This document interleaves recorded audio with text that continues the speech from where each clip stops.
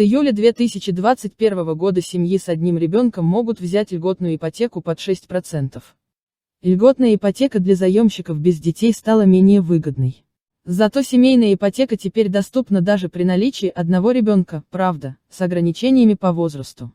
Максимальная сумма при этом осталась прежней – 12 миллионов рублей. Если еще неделю назад льготная ипотека под 6% была вам недоступна, теперь могут появиться шансы взять кредит на жилье с господдержкой. Вот новые условия семейной ипотеки. Они уже действуют. Что это за программа? Семейная ипотека – это программа господдержки ипотеки для семей с детьми. Заемщики могут взять кредит по ставке 6% или даже ниже на покупку новостройки или строительство частного дома. Вторичку можно купить, только если семья живет на Дальнем Востоке и покупает жилье в сельской местности. Источник. Постановление правительства от 30 июня 2021 года номер 1060. Программа работает с 2018 года и уже несколько раз менялась, всегда в пользу заемщиков. Увеличивалась максимальная сумма. Фиксировалась ставка на весь срок кредита. Расширялись возможности для семей с детьми с инвалидностью. Уменьшался первоначальный взнос. И вот очередное изменение, с июля 2021 года. Теперь и для семей с одним ребенком. Семейную ипотеку можно было взять, только если в семье начиная с 2018 года родился второй или последующий ребенок. С 2019 года такое право получили еще и семьи с одним ребенком, у которого есть инвалидность, независимо от года рождения. Но если в семье с 2018 года родился только один ребенок, взять льготный кредит по этой программе было невозможно. Таким заемщикам была доступна только обычная льготная ипотека, но там и ставка выше, условия теперь менее выгодные из-за снижения максимальной суммы. С июля 2021 года семейная ипотека доступна, даже если в семье один ребенок. Но этот ребенок должен родиться начиная с 2018 года. Семьи с детьми 2017 года рождения и старше смогут взять льготную ипотеку только под 7%, и не больше 3 миллионов рублей. С 2020 года при рождении первого ребенка можно получить материнский капитал, и теперь он подойдет для первоначального взноса по льготной ипотеке. Можно взять новый кредит или рефинансировать ипотеку.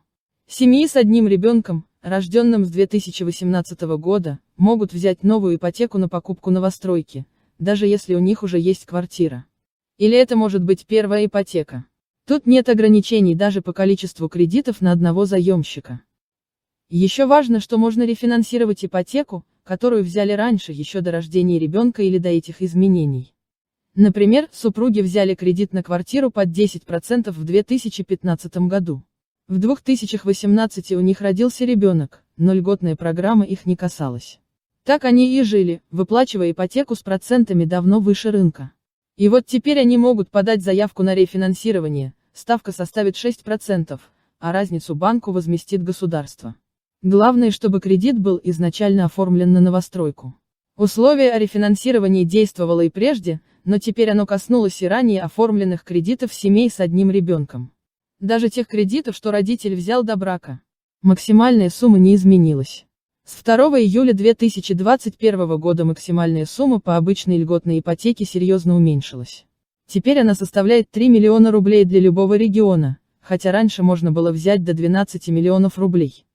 Для семейной ипотеки максимальную сумму кредита не меняли.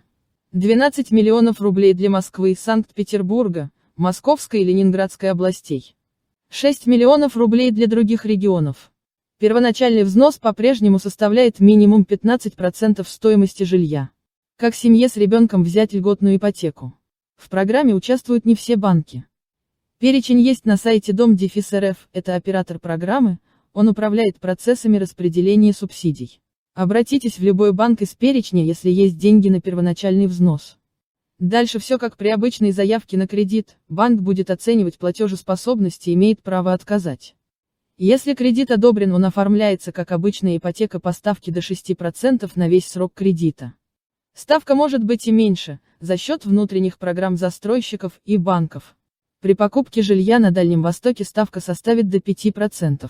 Программа действует до конца 2023 года, а при установлении ребенку инвалидности после 2022 года до 2027 года.